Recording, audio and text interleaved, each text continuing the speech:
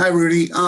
You've won a couple Defensive Player of the Year awards. You're a top candidate again this year. I'm just curious, given that perspective that you have, how important are the other guys on the floor, your teammates, guys like Mike Conley and Royce O'Neal? I mean, what impact do they have on your success defensively? I mean, you cannot play defense by yourself.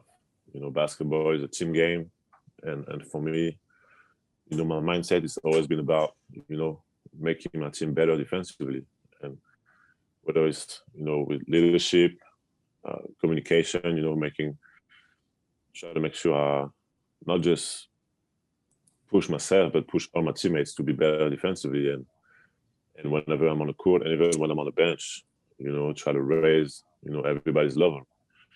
And you know, when we look at, you know, individual awards and stuff, to me, it doesn't matter how good you are if you're not able to make your team better defensively in a team game, which is basketball. You know, maybe not impactful enough. What is it, real quickly, what is it about Mike or Royce that makes them good defensively as perimeter players?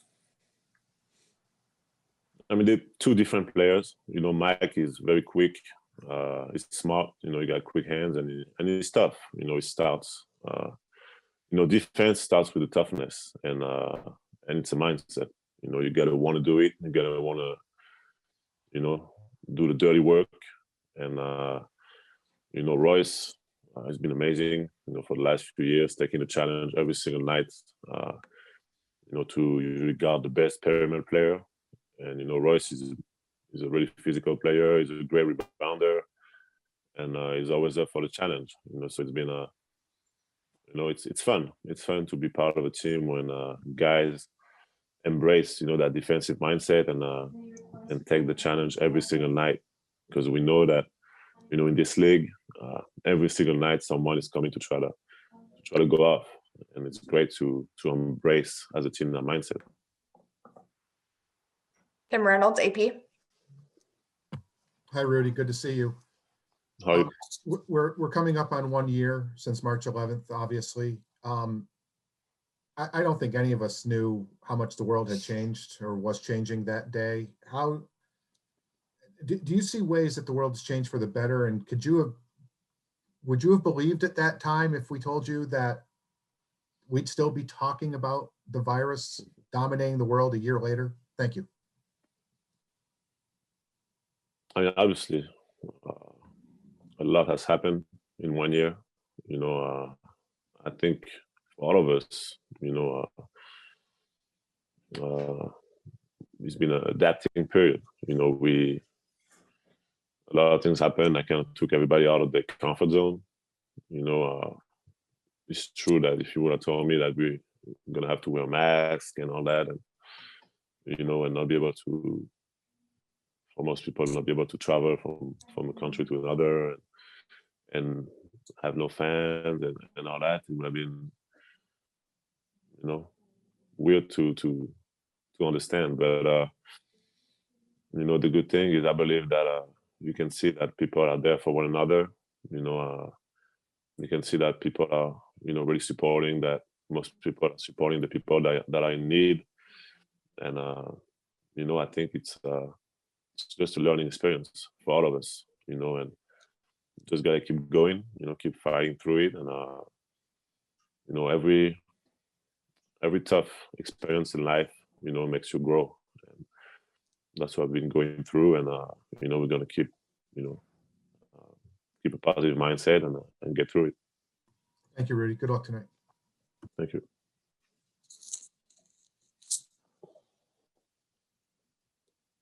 Sorry.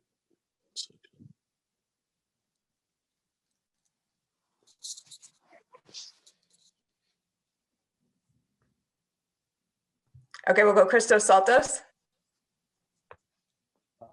Hello, Rudy. How are you? Great. How are you? I'm fine, thank you. I would like to ask you what it means for you to represent France into this big stage of All-Star game, and for you personally, how you live this experience. For me, it's a blessing.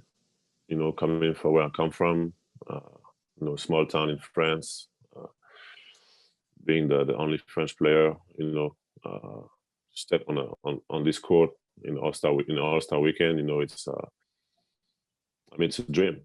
It's a dream, and I'm really proud to be able to inspire all the millions of kids in France and anywhere in the world, and just make them believe that you can accomplish anything you can accomplish in life if you believe in yourself. And it's my mindset is really to enjoy it, have a good time, try to give a show to the fans, and just have fun. Nicole, TAB Deportes. Hi, Rudy. Hi. How do you feel to be part of the All-Star game for the second time, and this time have a coach, Akeem Snyder, here in the team living room? Like I said, it's a blessing. It's something that, I never take for granted, being able to be on the floor with all the best basketball players in the world. And of course, at the same time, doing it with my coach, Quinn, and be able to share with him his first All-Star coaching experience. It's amazing, when we look at where we started as a team 7 years ago when he got here. If somebody would have told us that we're going to be both in the same All-Star team 7 years later, we would have said that we have a long way to go. And, with the hard work and the trust that, that we have in one another and in the team and organization, we're able to enjoy that experience this year. So it's just amazing, when we look back and, when we see all the struggle and, and we're far from over, but be able to enjoy that experience is amazing. Jeff Zogett, USA Today. Hey, Rudy, this is really a two-parter. Can you recall your emotions and thoughts on March 11th a year ago? And then you mentioned that it's been a growing experience for you. What ways do you think you've grown as a player and a person? I think every when you go through tough times, it makes you grow, and that's exactly that for me. I think that those few weeks, those few months were really tough, and I was able to get through it, and with the help, obviously other people around me, my family, and the people that are there for me, and I'm just blessed to be able to be here today to enjoy this All-Star game, to be healthy, and and to be able to also be able to help thousands of people with the work that we've been doing at charity and also through the Jazz, and it's just everything you go through in life, I think either makes you or breaks you. And when you're able to handle it and grow from it, that's what life is about. Thank you, Rudy. Cosmotive Kostas.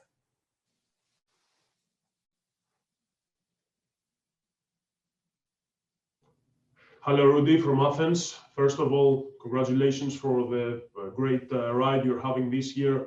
What should we expect from you in the playoffs? I mean, there are so many people eager to see something different from a very nice team, from what you represent on the court, to move forward in the playoffs. Last year, you were not that lucky. So what should we expect this year? A team that's going to do anything they can, to try to win every single game. I think we've grown a lot as a team, even since last year. And just like you guys, I think we all excited to, obviously we have the second half of the season, but we're all excited to get to the playoffs. And we know that, it doesn't matter how many games you win in a regular season. When the playoff starts and when the real stuff starts, and that's when we're going to see what we are made of. So just excited to finish the second half of the season and then get to it. What do you think that's different that Utah is being representing regarding to the other competitors? Compared to the other competitors, sorry. In the playoffs? Yeah, in general. I mean, I think we're a very good team. I think we've been dominant on defense and on offense. This year, I think we have a great group of guys, great coaching staff. So, now it's all about how is that going to translate to the playoffs? And I don't think we plan on doing anything different than we've been doing this year, because that's our identity. So we're going to keep doing what we do. And, we know that in the playoffs, everything is, is one level a little higher. The intensity, every possession matters. So it's, it's a different challenge for us, but, that's what we want to do. That's our goal. And, we're going to be prepared for it. Thank you very much, Rudy. Thank you. Christian Pelotti. Merci beaucoup, Rudy. Christian Palotti with Ruutu in Finland. Around 22% of players in the NBA are from outside the US, but currently 19 of the starting 30 centers around the league are foreign-born players, which is obviously a significantly higher percentage. Is there something you feel like Europeans have an advantage compared to the US when it comes to skills coaching for future big men? I wouldn't say that. I would say that it's different. European basketball and American basketball is, I think, culturally different. I think in Europe, really young, they teach you how to play more of a team basketball, or a team game. And in America, it's more individual. It's more about individual skill. And I think both are really good. If you want to be successful, I think you need both. And it's I think that's the reason why in the NBA, teams and coaches have really embraced having guys from overseas in their teams, because they're such great team players, and they all always kind of fit well into a team. But yeah, it's I think it depends also from where, because I know in Eastern countries like Serbia, they really work more on the skill set and on the shooting. All these kids learn how to shoot very young. So it's different cultures, but I think it's really cool to be able to mix it all together. And that's why the NBA is where it's at today. Is because you have guys of different backgrounds coming from different countries, and it's it's the best thing in the world for a reason, and it's great to be able to be a part of it. Merci, bonne chance. Thank you. Michael Lee, Washington Post.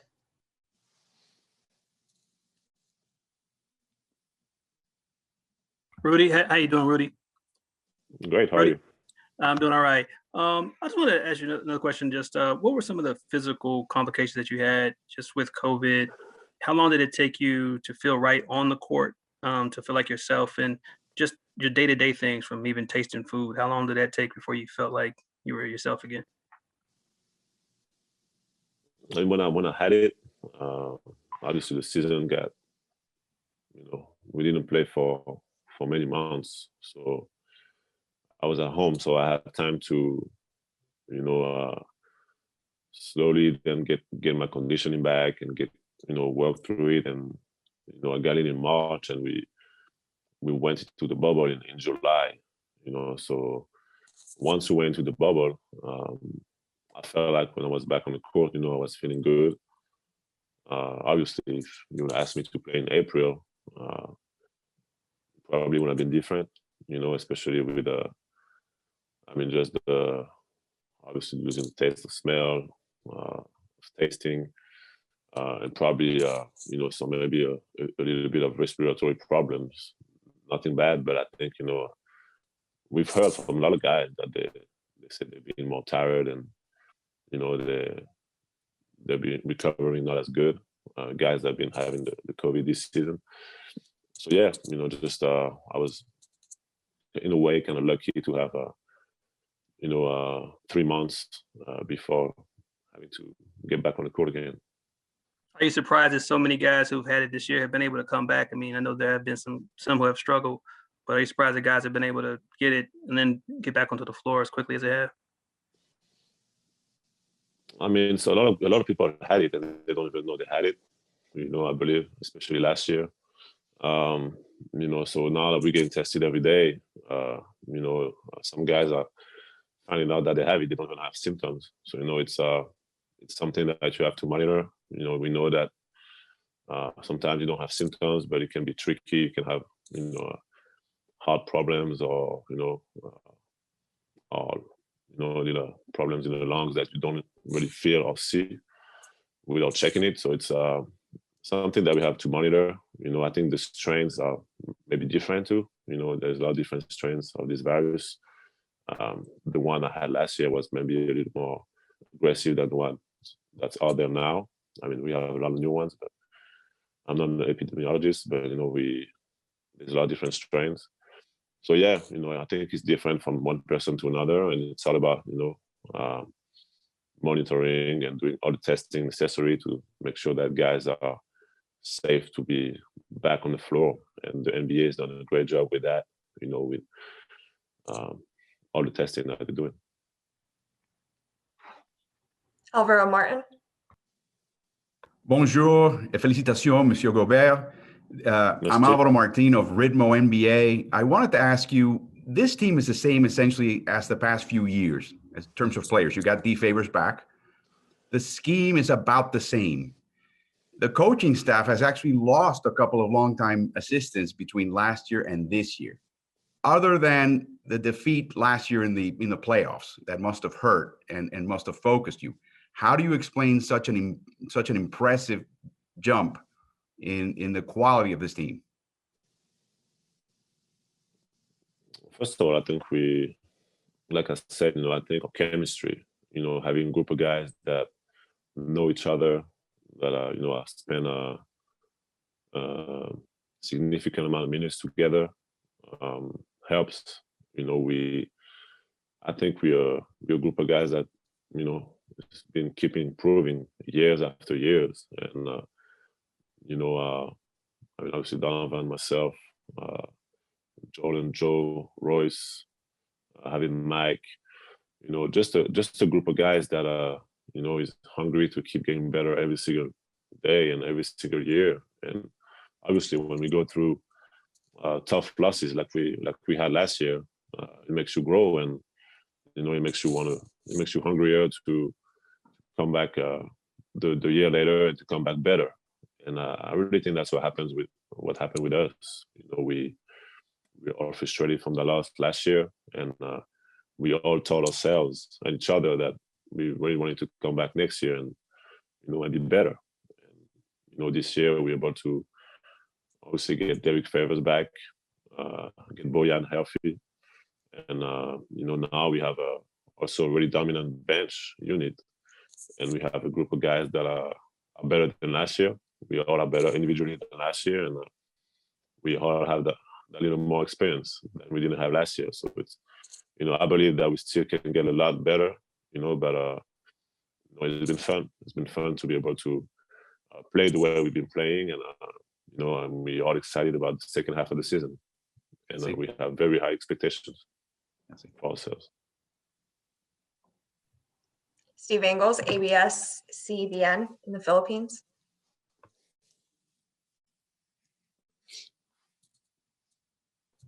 Hey, Steve, you're still on mute.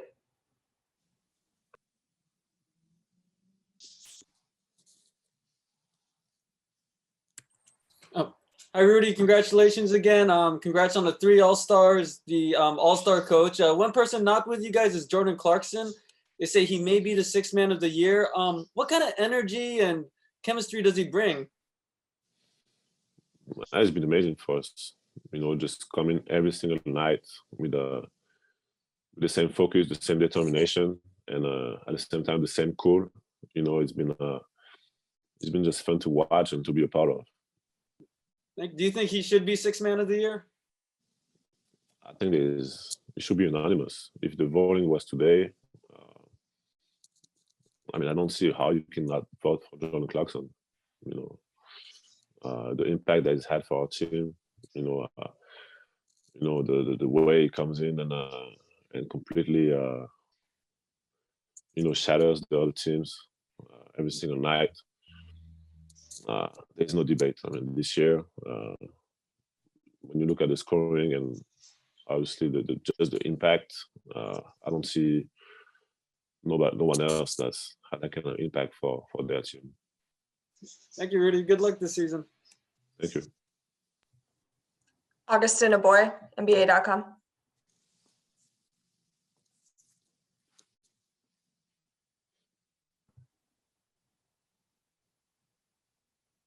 Okay, we'll go Ignacio Garcia. Hi. Hi, Sorry. Rudy. Oh. Can you hear me? Oh, Yes. well, congratulations for your presence in the All-Star. I'd like to ask you about this special year, taking in mind all the special conditions this season. What is the most difficult thing in the present season for you around the around the protocols of the court?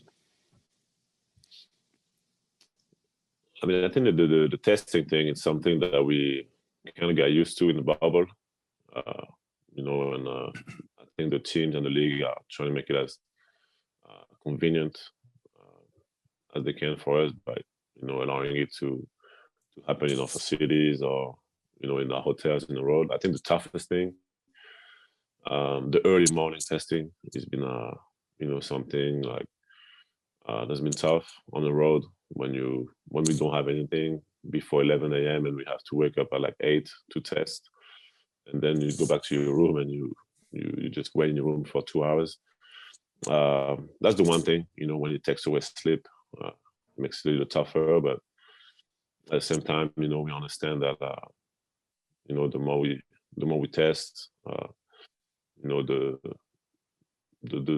better, I mean, the higher the chance that we're able to detect a positive test quicker and to make sure that we don't have clusters in teams. So it's, you know, I think the league, I think, has done a great job this year, and we're able to, whenever we get positive tests, to make sure that, you know, it doesn't affect the teams in a bad way too much. And what do you miss the most? What do I miss the most? Mm-hmm. I mean, the fans, obviously. I mean, we had some fans in Utah this year, but it's really minimal compared to when we have a full arena. And obviously, I kind of like the fans on the road too. You know, be able to, you know, just share those moments on the floor and play in front of fans. It's, I mean, that's, you know, the beauty of our game is because of the fans. You know, without the fans, it's I think it's different. But we know that you know, we had to do that in order to be able to play this year, and hopefully, you know, second half of the season we're able to get more and more fans back in arenas, and for the playoffs, hopefully, you know, we're able to have a full arenas. That would be amazing. And still don't know, but you know, I think for the game, if we're able to have obviously, if we're able to protect the fans and make sure that everyone is safe, and of course protect the players, that would be great news for the league. Thank you for your time, Rudy. Cameron Buford, LA News Observer. Hey, Rudy. How you doing, sir? Great. How are you? I'm fantastic. Hey, Rudy, as a foreign-born player, what goes through your mind when you hear the United States national anthem before every game? I mean, you know, it kind of became part of my routine. So it's kind of like listening to music. You know, Are you singing? Are you singing along? Do you know all the words now? I mean, I know all the words. Of course, it's been 7 years, 8 years. So, I mean, I'm always curious about other cultures, and you know, and I'm always, you know, really respectful of all the cultures, and you know, it doesn't really bother me to listen to a different anthem before the game. You know, I just try to be there with my teammates, and it's always, you know, part of my routine to stand there and you know, just to kind of pay respect and at the same time focus for the game. So it became kind of part of my routine. Yeah. That's fantastic. Would you elaborate on the sense of pride you must feel worldwide, actually, as the NBA has an impact on cultures all over the world, and then being a trend-setting league, changing the culture, changing the mindset of society. Would you comment on that and how you feel about that? I mean, I think that's the power of sports, to unite people, people that come from completely different backgrounds, people that, that probably have the only thing that they have in common is that they like basketball. It's, obviously the NBA, I think, is the most global league in the world. I think we have fans all across the globe, and, it's amazing to see how, just one game can make people come together and bring people together. And I think that's the beauty of it. I think be able to have international players from all across the world in this league also is amazing for the kids. To have kids that are able to tell themselves that one day they could be, NBA players, even if they come from, different places on earth. It's it's amazing, and it's really exciting to be a part of that, and and at the same time, it's really exciting to, when you have teammates that come from Australia, Brazil, Spain, anywhere, it's I think it's really powerful. Thanks, Rudy. Congratulations on your nomination. Thank you. Yep. Nicholas Kohlhuber. Hello, Rudy. It's now your second All-Star game in a row. Does it change something in your mindset? Do you get used to being now an All-Star? Getting used, I wouldn't say that. It's my second time, but the mindset is the same. It's a blessing to be selected, to be able to represent my team, my country, my organization. It's a great honor, and my mindset is still the same. Is to just enjoy it, and try to represent the right way. Especially for all the kids that are watching from France and from all across the world. Just enjoy it, and try to give a good show to the fans. Merci beaucoup. Last question will come from Cyril.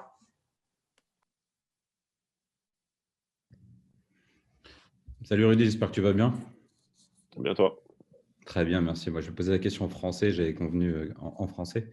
En fait, j'ai une double question. Je voulais savoir, voilà, pour toi, à quelques heures de l'All-Star Game, ce que ça représentait pour toi de représenter la France ce soir. Et puis, ma deuxième question, c'était ta réaction quand tu avais regardé la draft là, pour le All-Star Game. Pour la première, c'est une fierté. Hein. C'est une fierté pour moi. De pouvoir représenter mon pays, de pouvoir inspirer des millions de jeunes en France à venir de là d'où je viens. Voilà, il n'y a pas beaucoup de All-Star NBA qui sortent de 50 ans, donc c'est quand on regarde le chemin parcouru, c'est vrai que c'est une fierté.